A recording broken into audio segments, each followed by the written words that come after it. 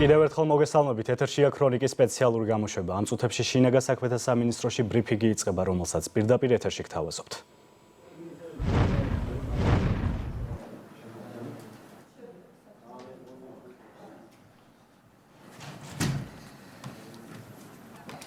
მოგესალმებით. შინაგან საქმეთა სამინისტროს შესაბამისი დანაყოფები ნარკოდანაშაულის წინააღმდეგ ბრძოლას ყოველდღიურად უწყვეტ რეჟიმში განაგრძობენ.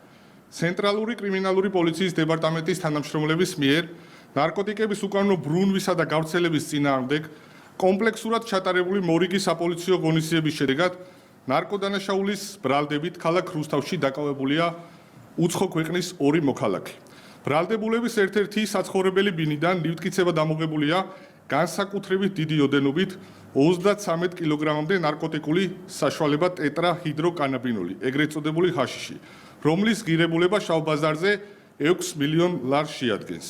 აღნიშნული ნარკოტიკის ნაწილი დაკავებული პირების ამავე ბინაში ავტომობილების საბურავებიდან ამოღებული იქნა.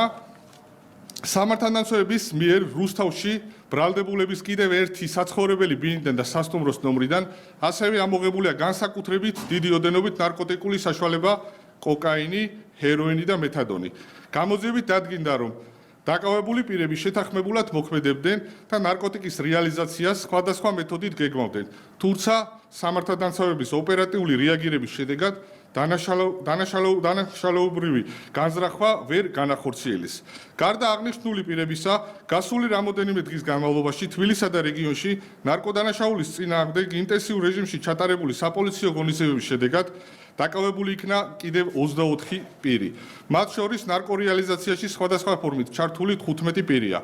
აღნიშნული პირები ნარკოდანაშაულებრივ სქემებში სხვადასხვა ფორმით იყვნენ ჩართული, მათ შორის იყენებდნენ როგორც ინტერნეტ აპლიკაციებს, ასევე ხელიდან ხელში გადაცემის მეთოდსა და ნარკოტიკების კონკრეტულ ადგილებში განთავსების ხერხს.